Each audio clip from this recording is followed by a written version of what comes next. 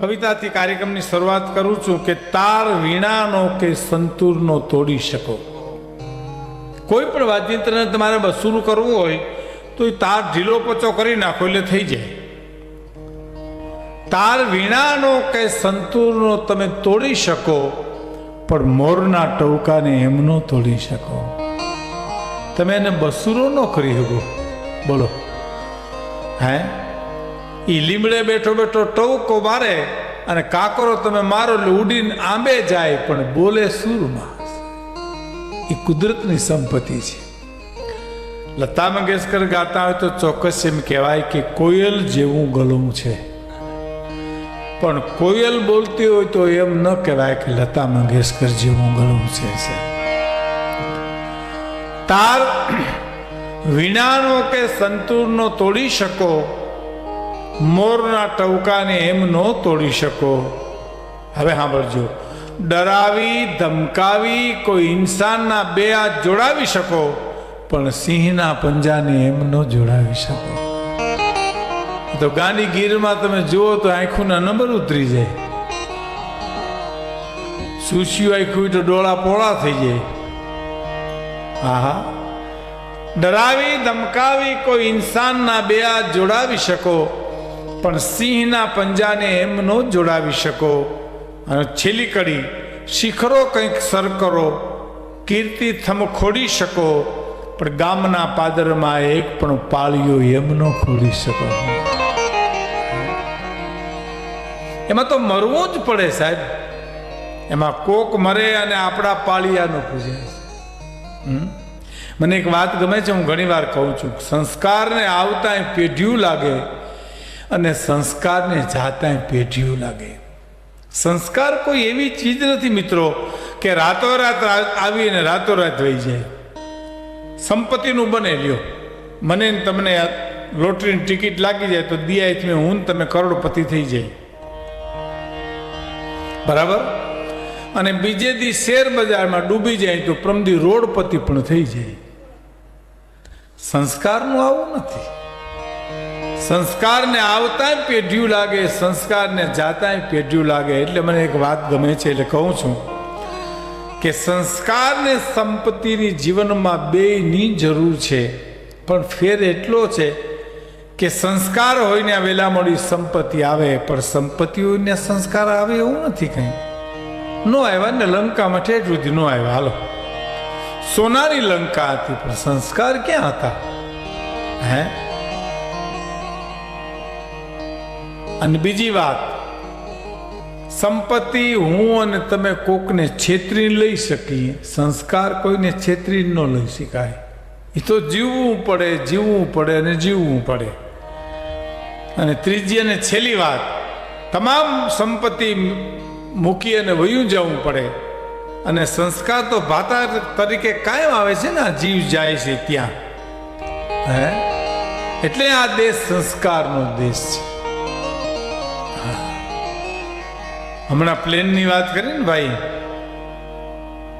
કાનજીભાઈ કાનજીપુટા બારોટ પહેલી વાર પ્લેનમાં બેઠા રાજકોટથી. અને કાનજીભાઈની શૈલી આખી જુદી હતી, જો તમને ખબર હોય તો. કારણ કે આપણે તો અમરેલી ભાવનગરમાં એના પ્રોગ્રામો બહુ સાંભળેલા. જીથરો બાપો, હકો બાપો, કસ્તુરી મૃગ, અને સિતાર કેવો વગાડે સાહેબ, એમ જામ વગાડતા. અને તમને એ વાર્તા કરે ને તો તમને સામે રાજપૂતાણી બેઠેલી દેખાય, કસ્તુરી મૃગ દેખાય, ચિત્રો ઊભા કરતા સાહેબ. અને હું તમને એક બીજી વાત કરું, વર્ષો પહેલા આપણે ત્યાં ગામડામાં મનોરંજનના સાધનો હતા જ નહીં સાહેબ. કાં ભવાઈ હોય, કાં નાટક હોય, કાં ચારણ ને બારોટ હોય સાહેબ. સિવાય ચોથું મનોરંજનનું માધ્યમ હતું જ નહીં.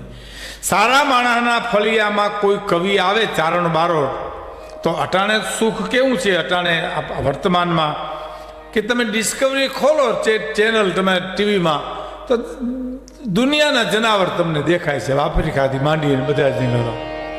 અને જે તે વખતે કાનજીભાઈ હતા ને, એ વખતે તો સાહેબ જે તે માણસના ફળિયામાં આખી ગીર ઊભી કરવામાં આવતી સાહેબ, શબ્દોના માધ્યમથી. આમાં ઘે ઘે ઘે ઘે ઘે ઘે ઘે કરતો હાવજ આવે તો તમને એમ લાગે હાવજ આવ્યો છે. એ તો બધું લોકોની ઉપર એની અસર થતી છે. અને એ કાનજીભાઈની આમ શૈલી આમ દો કેવો પાડે હે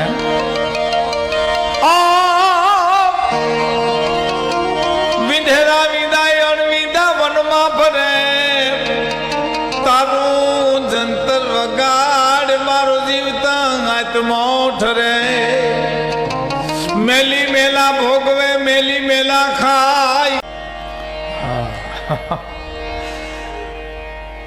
આગળ હું કહેતો તો આપણા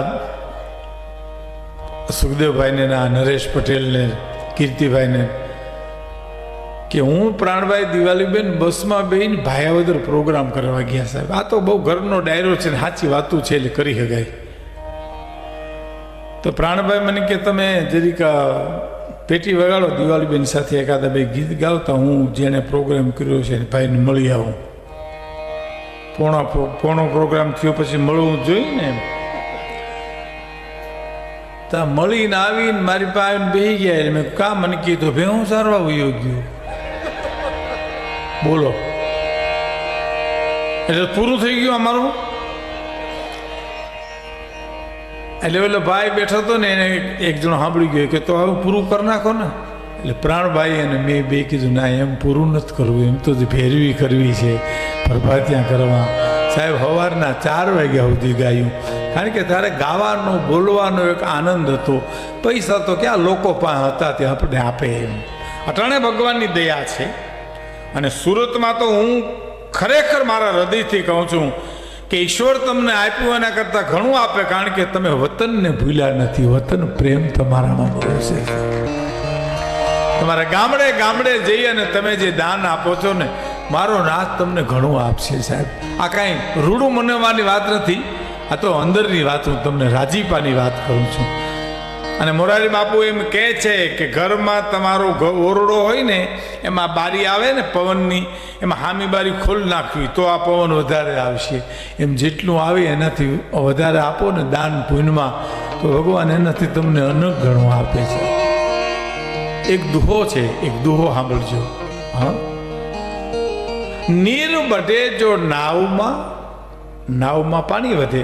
નીર બઢે જો નાવમાં, અરે ઘરમાં બઢે દામ, ઘરમાં પૈસો વધે તો દોનો હાથ ઉલેચીએ હોય સજનરા કામ સાહેબ. બે હાથે ઉલેચી નાખો તો એનાથી અનેક ગણું આવે સાહેબ. એટલે મારો કહેવાનો અર્થ એ છે કે આ જે લોક સાહિત્ય છે આ આપણી મૂડી છે, જેને આવતા પેઢીયું લાગે, જેને જાતા પેઢીયું લાગે.